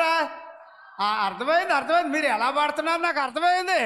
అంటే రోగాలు పోయిన వాళ్ళు ఎలాగ ఎగిరి గంతులేయొద్దు, బలహీనత పోయినప్పుడు ఎలాగ ఉండాలి? అప్పుడు నేను అంటున్నా, ఏమండి, వాక్యము నీకును నీ పిల్లలకును ఇది ఆశీర్వాదకరముగా ఉండునుగాక.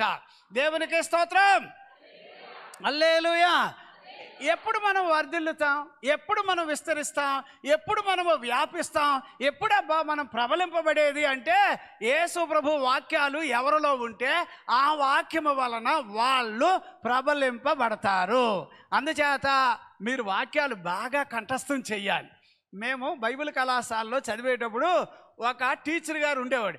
ఆయన టీచర్ అని మేము అనలేము, కానీ ఆయన టీచరు. ఆయనే వాక్యాలు ఏం చెప్పడు, సబ్జెక్ట్స్ ఏమి ఉండవు. ఆయన ప్రతి వాడి జోబులో న్యూ టెస్టిమెంట్ ఉండాలి అంటాడు. అదొకటి.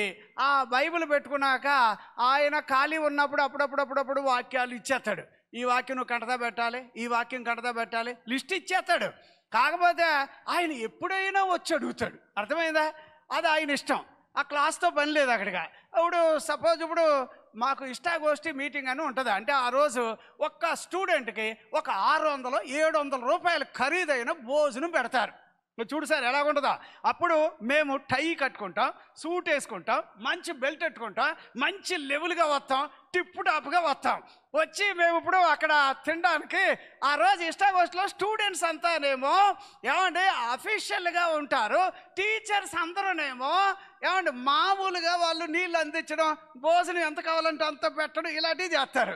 అప్పుడు టీచర్స్ మా మమ్మల్ని చూసి ఒరే అనరు. అప్పుడు ఏమంటారు తెలుసా? సార్ మీకేం కావాలి, సార్ మీకేం కావాలి, ఇలాగ అడుగుతారు. అంటే ఆ రోజు మాది. ఎందుకంటే ఆ సాయంత్రం మా ఇష్టం వచ్చినంత తినొచ్చు అన్నమాట. ఎవడికాడే మధ్యాహ్నం నుంచి కడుపు ఖాళీ పెట్టుకొని ఉంటాం. ఏమంటే ఇక సాయంత్రం వెళ్తే చూడబ్బా అనుకోవాలి. తీరా అక్కడికి వెళ్ళేటప్పటికి ఈడు వస్తాడు. ఎవడో కటదావాకి వెళ్ళిచ్చాడు చూడు, ఆడు వస్తాడు. ఆ టీచర్ ఆడు వచ్చాడు అనుకో, అయ్యి బాబోయ్ ఎవడిని పట్టుకుంటాడు ఇప్పుడు అంటే ఎవడని అడుగుతాడో తెలియదు. ఆయన వస్తాడు. వచ్చాక ఏ బ్రదర్ అని అతను ఇట్రా అని పిలుస్తాడు. పిలిచిన వెంటనే ఫలానా వాక్యం చెప్పు అని అడుగుతాడు. ఎంతగా కష్టపడినా వాడికి రాదు. ఇప్పుడు ఏం చేస్తాడో తెలుసా? 600 రూపాయలు ఖరీదైన భోజనం ఇక నువ్వు తినడానికి లేదు. అక్కడ చిన్న స్లిప్ ఇస్తాడు, వెళ్ళాలి, ఇక్కడి నుంచి వెళ్ళిపోవాలంటాడు. ఇక ఆడు వెళ్ళిపోయిపోయిన అక్కడ ఎడుతాడు అనుకో. అది కాదు, తెల్లారైతే ఆడికి పనిష్మెంట్ ఉంటుంది. వాక్యం చెప్పనందుకు అని బయటికి గెంటింది కాక తినే చోటకి రానివ్వకుండా పంపించేసి మళ్ళీ ఆయన ఏమంటారు తెలుసా? రేపు ఉదయం అక్కడ దొండకాయలు వస్తాయి, 100 కేజీలు వస్తాయి అనుకో, కోసుడే అవి కొయ్యాలి. ఎలాగుంటుందంటే అలాగ అంత కష్టమైన పనులబ్బా. కానండి కాలేజీ అయ్యే వరకు కూడా మేము అనుకునేవాళ్ళం, ప్రభు వీడు రాకూడదు మా దగ్గరికి అనుకునేవాళ్ళం. మంచి మంచి సమయాల్లో వచ్చేసేవాడు. వచ్చినప్పుడు ఇక మాకు అర్థమైపోయింది, ఖచ్చితంగా వీడి చేతిలో నేను పడకూడదు ప్రభు, దాక్కోవడానికి ఎంత ట్రై చేసేవాళ్ళమో అయినా వచ్చేస్తాడు. వచ్చేసి అడిగి ఇక చెప్తేనేమో వెల్ డౌన్ అంటాడు. చెప్పలేదనుక ఏడ్సాబో బయట పో, ఇక్కడి నుంచి కూడా వేస్ట్లే అని పంపించేస్తారు. కానండి కాలేజీ అంతా అయిపోయాక అప్పుడు మేము అతని గురించి తెలుసుకున్నాం ఏంటంటే, బ్రదర్ నేను పెద్ద టీచర్ని కాదు, నేను ఇక్కడికి వచ్చింది నాకున్న ఇల్లు, నా కారు, నాను అన్నీ అమ్ముకొని నేను మీ మధ్యలో మిమ్మల్ని మంచి సేవకులుగా అవ్వడానికే నేను కంఠతా వాక్యాలు ఇచ్చాను అన్నాడు. ఆ కంఠతా వాక్యాల వల్ల ఇప్పుడు నేను చూసారా చెబుతూ ఉంటే ఎన్ని టక వచ్చేస్తున్నాయో. ఇది నిజంగా సొంతమేం కాదు, కంఠస్థం చేసి అట్ట వచ్చేస్తున్నాయి. దేవునికి స్తోత్రం. అంతేగాని నిజంగా నేను మీకంటే ఏం గొప్పేం కాదు. అలాగే అప్పుడు మాకు నేర్పారు. నిజంగానండి ఒక్కొక్కసారి అనిపించేది, ఏమండి ఈరోజు చెప్పనందు కానీ పంపించారు కానీ దొండకాయలు కోసాం కానీ మళ్ళీ వచ్చి ఇంకో వాక్యం అడుగుతాడు. అదే బాధ. అప్పుడు చెప్పలేదు, చచ్చాము ఇంకా ఎలా అవతలగాలి ముందు కడతా చేయంటాడు. ఇక ఎట్లా ఏడిపించేవాడంటే వెళ్ళేటప్పుడు ఆయన ఏడిసాడు, మేము ఆయన కాళ్ళు పట్టుకొని సారీ సార్ ఎంత కష్టపడి మాకు ఇవన్నీ నేర్పారు అంటే. నేను అంటున్నా మీ బ్రతుకుల్లో నా బ్రతుకుల్లో ఊరికే మందిరానికి వచ్చి వెళ్ళడం కాదు, వాక్యం మీ లోపల ఉండాలట. ఎక్కడ ఉండాలట చెప్పండి? వాక్యం ఎక్కడ ఉండాలబ్బా? మీ లోపల. ఇక నేను అంటాను, ఇండివిజువల్గా ప్రతివాడు దేవునికి దగ్గరగా వెళ్ళిపోవాలి. ఇప్పుడు 51వ యెషయా గ్రంథం 2వ వచనం ఒకసారి చదువుతారా? 51 యెషయా గ్రంథం 2వ వచనం మీరు చదివితే గనుక ఏం రాశాడు సార్ అక్కడ?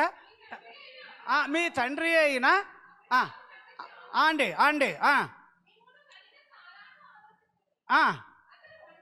అమ్మ అతడు ఎవరమ్మా? అతడు చెప్పండి అమ్మా. ఒంటరిగా అయ్యాక నేను అతనిని పిలిచి తిని ఆశీర్వదించాను. ఎంతమంది అమ్మా? ఏనండి ఎంతమంది?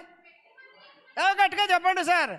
ఇప్పుడు వారిలో ఒంటరి అయినా వాడు 10 వందలగును, వారిలో ఒంటరి అయినా వాడు వందలగును, ఎన్నిక లేనివాడు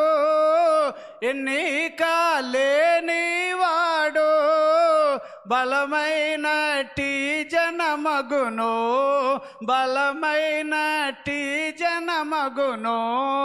లిమ్ము తేజ రిల్లుము నీకు వెలుగు.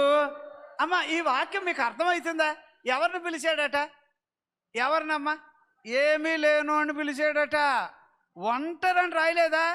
దిక్కులేనోడిని పిలిచాడట. చూడండి అబ్బా ఇటు, ఏమీ లేనోడట. మీరు 7వ అధ్యాయం 2వ వచనం చదివితే అపోస్తలుల గారు అడుగు జాగా లేనోడట. అలా కాదు, ఇంకా చెప్పాలంటే పిల్లలు లేనోడట. సార్ వినండి సార్, ఏమీ లేనోడట, ఎన్నిక లేనోడట. అతన్ని యేసయ్య పిలిచాడు. పిలిచి ఇప్పుడు అతన్ని ఎంత అవ్వాలని అన్నాడు? ఎంత? ఎక్కువ మంది అంటే మీరు చెప్పండి ఎంతమంది? మన వాళ్ళు అంతా స్టైల్ కొడుతున్నారు. ఒక పిల్లోడైతే చాలండి మాకు అంటున్నారు. ఒక పిల్లోడైతే దేవుని పిల్లలకి అంటానే ఉండాలబ్బా. దేవునికి స్తోత్రం. సంతోషంగా చెప్పరా, మనకి పిల్లలు ఉండాలా వద్దా? అదొక ఆస్తి అయ్యా, అదొక సంపద అయ్యా. దేవునికి స్తోత్రం. చెప్పట్లేదబ్బా. పిల్లలు ఉండాలి. ఎంతమంది ఉండాలి చెప్పండి? ఇలా పిలిస్తే ఒకటి రావాలి, ఇంకొకటి పిలిస్తే ఇంకొకటి రావాలి. అంటే పిల్లలు ఉండాలి. అలాగనగానే అయ్యి బాబు పిల్లలే అండి అంటే ఇప్పుడు అంతా ఓవర్ యాక్షన్ చేసేస్తున్నారు. పిల్లలకి అనడానికి అసలు కొంతమందికి పెళ్ళికి ముందే ఏంటంటే మన పిల్లలు వద్దే మనకి చచ్చిపోవాలి. అలాంటి వాళ్ళు పిల్లలు ఉండాలని బైబిల్ చెప్తుందా? దేవునికి స్తోత్రం. హల్లెలూయా. ఏమో ఈ వాక్యాలు మీకు నచ్చితే గానా ఇప్పుడు నేను అంటున్నా, మీరు విస్తరించాలి. మీరేం కావాలి? విస్తరించాలనుకునే వాళ్ళందరికీ ఏముండాలంటే వారి లోపల దేవుని ఎంత ఉండాలి? వాక్యం పుష్కలంగా ఉండాలా? కొంచెం పాటు ఉంటే చాలా? ఇంత వాక్యం ఉంటే చాలా? కడుపు నిండా ఉండాలి, నోట్లో ఉండాలి, హృదయంలో ఉండాలి, తలంపులో ఉండాలి, ఎముకలలో ఉండాలి, ఆలోచనలలో ఉండాలి. ఇక నేనంటే నిలువెల్లా దేవుని వాక్యం ఉండాలి నీ లోపల. అది నిన్ను పైకి తీసుకొస్తుందట. వాక్యం ప్రబలింపబడుతూ ఉంటే శిష్యులు పెరిగారని రాశాడు సార్ ఇక్కడ. దేవునికి స్తోత్రం. ఎలాంటి వాళ్ళ సమయంలో? ఏ రోజులు అంటోడు ఉన్నాడు, కఠినమైన అధికారులు ఉన్నప్పుడు వాళ్ళ కోసం ప్రభువా వాడి పార్టీ దిగిపోవాలి, వాడు ఓడిపోవాలి అంత సీన్ చేయకండి. అలా చేసే కొద్దీ వాడు అలాగే కూర్చుంటాడు శనికొట్టోళ్ళలాగా. ఏమీ లేదు, వాక్యాన్ని గట్టిగా పట్టుకుని వాడి మధ్యలోనే మీరు గొప్పలు అవ్వడానికి వర్ధిల్లాలి, విస్తరించాలి, వ్యాపించాలి. దేవునికి స్తోత్రం. హల్లెలూయా. సరే, ఇప్పుడు అది మనం ఆలోచన చేస్తే ఒక చిన్న చిన్న పాయింట్స్ చెప్తా, అది మీరు ఇలా చూడండి. అబ్బా ఇది ఎలా ఉందో చూద్దాం. ఆది కాండానికి వెళదాం సార్. ఆది కాండం అందరూ కూడా చేయండి. 2-3 పాయింట్లు మాత్రం చూద్దాం. దేవునికి స్తోత్రం. హల్లెలూయా. ఆది కాండంలో 13వ అధ్యాయం 16వ వచనం ఒకసారి చదువుతారా? ఏమని రాశాడు అక్కడ చూడు సార్. 13వ అధ్యాయం భూమి మీద నుండి అమ్మా రేణువుల వలె ఒకటి అన్నాడా ఎలాగమ్మా? రేణువుల వలె. తర్వాత ఇంకో రెఫరెన్స్ అది కూడా చదువుదా ఏమండి? 15వ అధ్యాయం 5వ వచనం ఒకసారి చదువమ్మా. తీసుకొని వచ్చి ఆకాశము వైపు తేరి చూచి నక్షత్రాలను లెక్కించడానికి లెక్కించేయా, నీకు ఎన్ని కుదురుతాయి లెక్కించాయంటే కుదిరిందంటారా?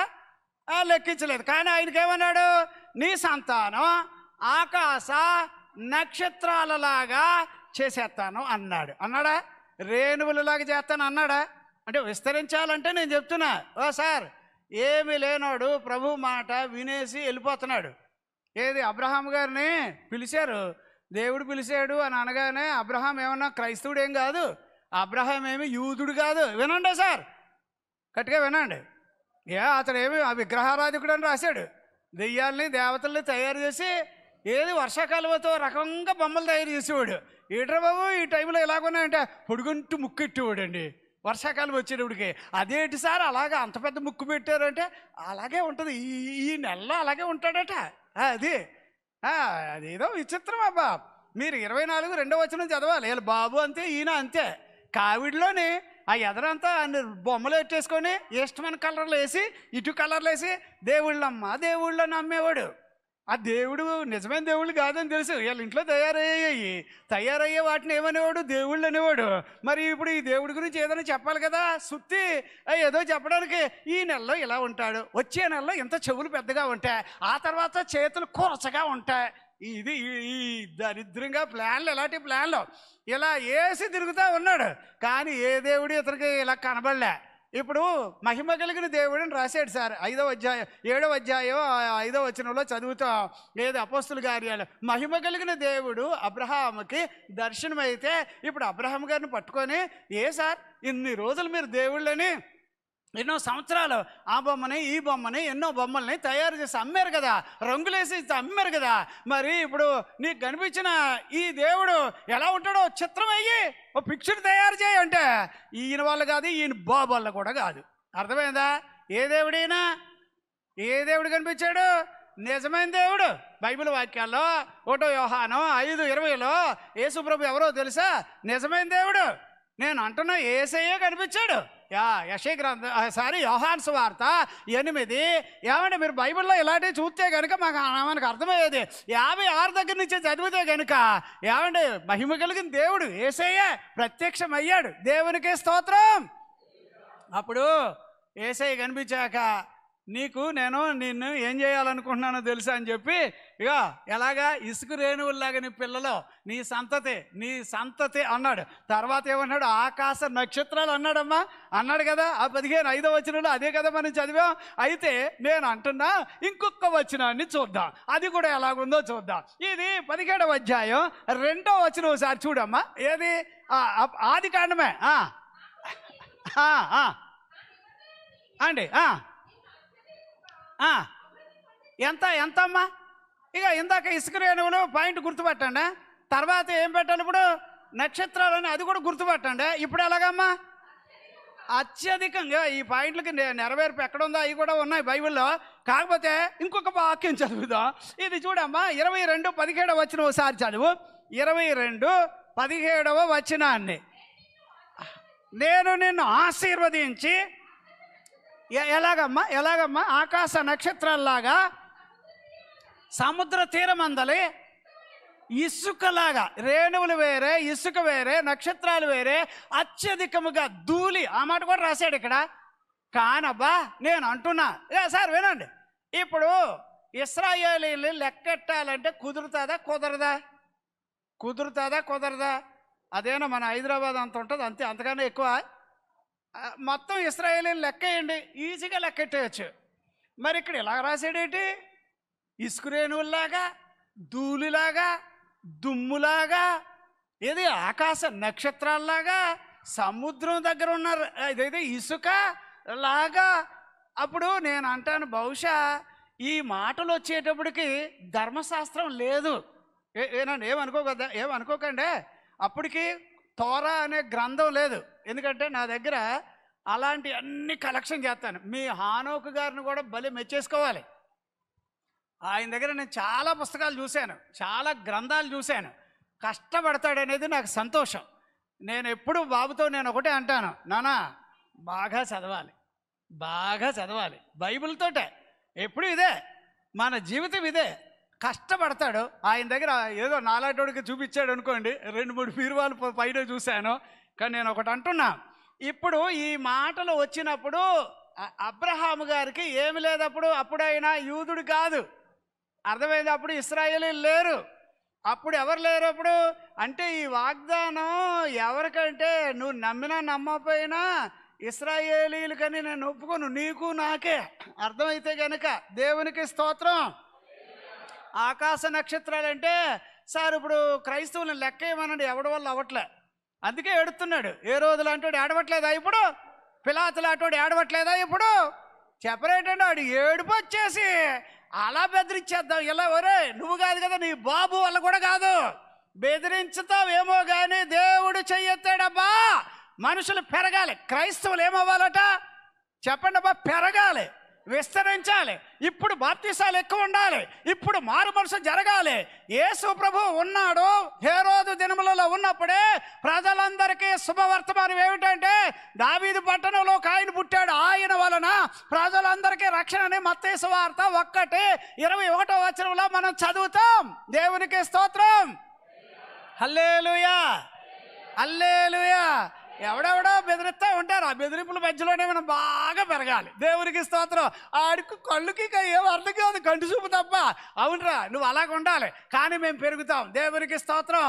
మా ఎదుగుదల నువ్వు ఓర్వలేకపోయినా కూడా మా ఎదుగుదలకు నువ్వు బిత్తరపోవాలి. ఎవడైనా కంటి చూపు తప్ప నోటి మాట ఉంటే ఒట్టబ్బా అన్నట్టుగా మీరు పెరగాలి. దేవునికి స్తోత్రం.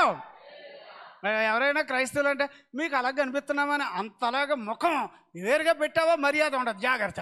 నువ్వెవరో అని అన్నప్పుడు క్రైస్తవుడు అని చెప్పు. బైబిల్ వాక్యాల్లో 4:16 ఏది 1 పేతురులో చదివితే ఎవడైనానో క్రైస్తవుడు అయితే ఆ పేరు మీద దేవునికి యేసయ్యకు ఏం చేయాలట? మహిమ తేవాలట. దేవునికి స్తోత్రం. సార్ మీరు వర్ధిల్లాలా వద్దా? మీరు విస్తరించాలా వద్దా? మీరు విస్తరించాలంటే ఇందులో చాలా చిన్న సీక్రెట్స్ ఏంటంటే, ఒకటి యేసు నీతో ఉన్నాడు. యేసు ప్రభు నీతో ఉండగానే నువ్వు పైకొచ్చేదువుగాక, విస్తరించేదువుగాక. మామూలుగా కాదు సమా, ఏమంటే ఆరోగ్యవంతుడిగా వర్ధిల్లుదువుగాక. దేవునికి స్తోత్రం. అద్భుతాలు జరిగేటట్టుగా నీ జీవితంలో జరుగునుగాక, సూచక్రియలు జరిగేటట్టుగా నీ లోపల కార్యాలు జరుగునుగాక. దేవునికి స్తోత్రం. సరే, ఇప్పుడు 8వ అధ్యాయానికి వెళ్ళామనుకో అపోస్తుల కార్యాల్లో. ఇప్పుడు నా పాయింట్ అంతా ఏంటంటే, అబ్రహాము గారికి దేవుడు చెప్పింది ఏమిటంటే, ఏమంటే ఇశ్రాయేలీలు ఎంతమంది అయినా ఈజీగా వాళ్ళు లెక్కేసేయచ్చు, కానీ ఇసుక రేణువుల్లాగా ఉన్నారు వీళ్ళెవర్రా బాబు, సముద్ర తీరము దగ్గర ఉన్న ఇసుకలాగా ఉన్నారు వీళ్ళెవర్రా బాబు, ఆకాశ నక్షత్రాలాగా ఉన్నారు వీళ్ళెవర్రా బాబు, ఏది దుమ్ము. సార్ ఎందుకు రావాలి? 2 అధ్యాయాలు మీకు ఏమైనా రెఫరెన్స్ ఇమ్మంటారా? మరి ఏమవుతున్నారట? విస్తరించుచుండెను. ఇక వాళ్ళు విస్తరించడం చూసి చివరికి ఐగుప్తీయులు ఇశ్రాయేలుని చూసి అసూయపడ్డారట. అసూయపడ్డారంటే తెలుసమ్మా, మీరు పైకి వచ్చే కొద్దీ బయట వాళ్ళకి ఎలాగ ఉండాలి? అది కన్ను కుట్టినట్టు అవ్వద్దు. చెప్పరేటండి, మీరు పైకి వస్తూ ఉంటుంటే అలా వద్దా?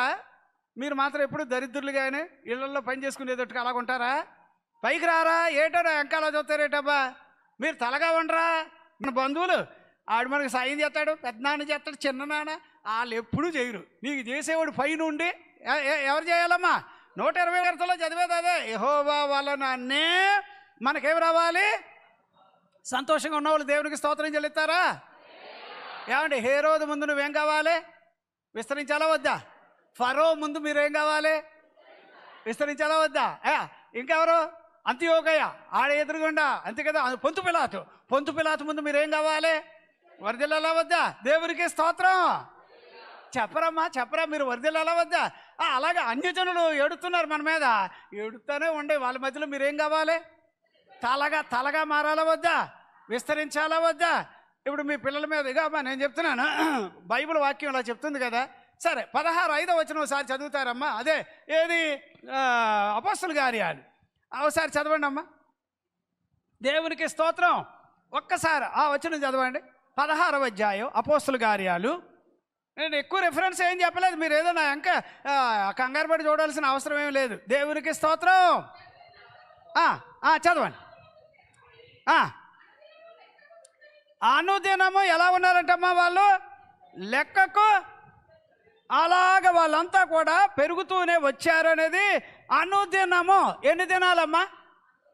కొన్ని దినాలు పైకి రావచ్చు అని రాసి ఉందా? కొన్ని దినాలని ఉందా? అనుదినం అని ఉందా? అనుదినం డే బై డే నువ్వేమవ్వాలి? డే బై డే చెప్పండి అమ్మా. రోజుకి ఏమవ్వాలి?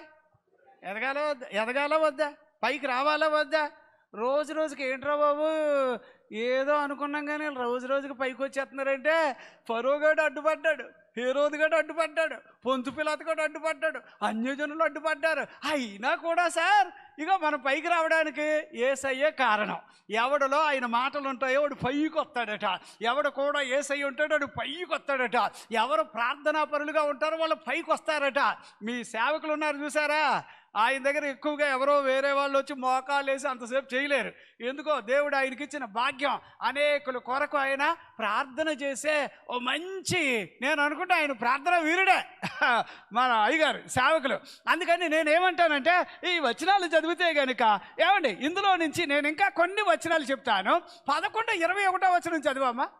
అదే అపోస్తల కార్యాలు 11:21 చదివమ్మా. ఎవరే హస్తమమ్మా? ఒక్కలే చెప్తే ఎలాగబ్బా? అందరూ చెప్పండి అబ్బా. ఎవరే హస్తం?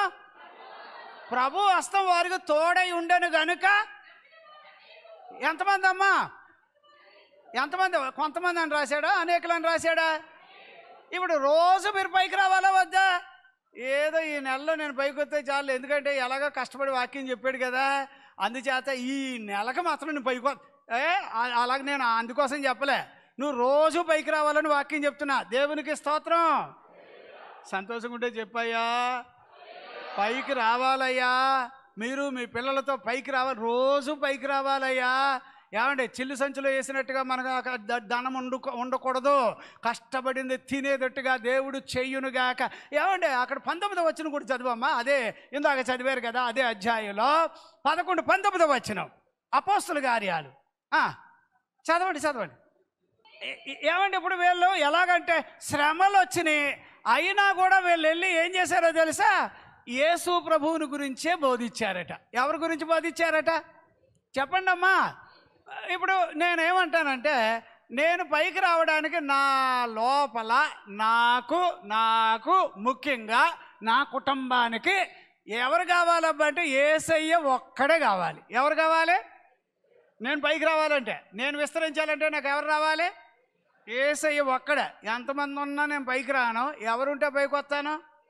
అప్పుడు ఆయన హస్తం ఒకసారి ఎందుకైనా మంచిది, మీ తల మీద ఇలా చేతులు పెట్టుకొని యేసయ్యా నీ చేతులు నాకు తోడుగా ఉండునుగాక అనగలుగుతారా? ఏది అనగలిగితే అనండి అబ్బా.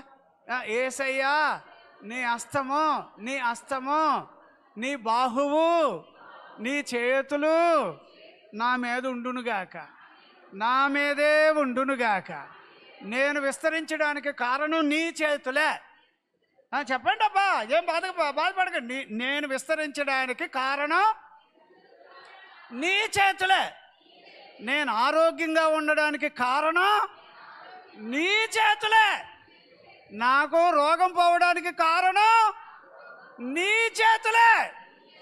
నా జీవితాల్లో నీ చేతులు ఉండడం వలన, నా మీద నీ చేతులు ఉండడం వలన నాలో అద్భుతాలు జరుగునుగాక, నాలో సూచక్రియలు జరుగునుగాక, నాలో మహత్కార్యాలు జరుగునుగాక. సంతోషంగా చప్పట్లు కొడదామా?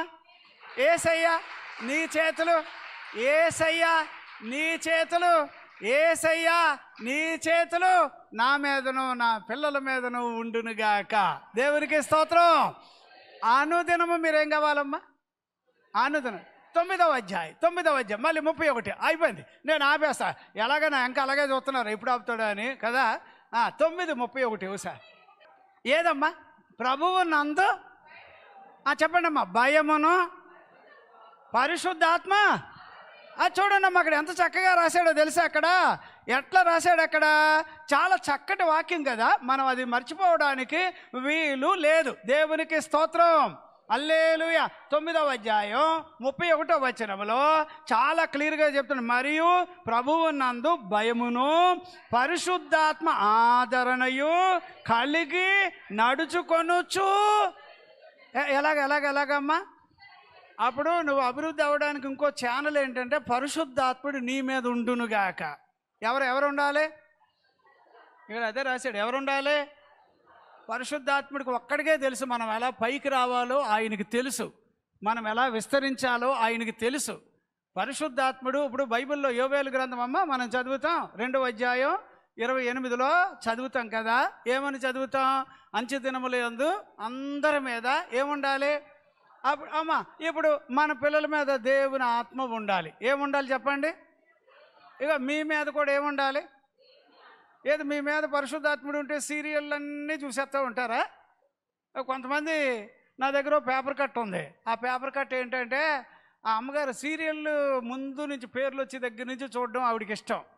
ఏదో ఆ కార్యక్రమం నడుస్తూ ఉంది, మధ్యలో ఏమండి క్యాబేజీ ఏమండి మంచం మీద ఇలాగ కూర్చొని టీవీ ఎదురు పెట్టుకొని ఆవిడ చూస్తూ ఉంది. క్యాబేజీ సగం కోసిందండి. కోసిన తర్వాత మిగిలిన సగం ఫ్రిడ్జ్లో పెట్టాలి కదా. ఈ కంగారులో ఆ సీన్ ఏమైపోద్దని చెప్పి పక్కన పడుకున్న చిన్నపిల్లని తీసుకెళ్ళి ఫ్రిడ్జ్లో పెట్టింది. పెట్టిన తర్వాత సీరియల్ అయిపోయినప్పుడు అప్పుడు ఏది గబగబా పిల్లోడు ఎలాగున్నాడంటే ఎక్కడున్నాడు? ఫ్రిడ్జ్లో చచ్చిపోయాడండి. పేపర్ కట్ నా దగ్గర ఉంది. అంటే ఎంత పిచ్చి ఉంటుందో తెలుసా? అందుకే నేను అంటాను, చివరి దినాల్లో మీ పిల్లల మీద ఏ ఆత్మ ఉండాలి? చెప్పండి అబ్బా.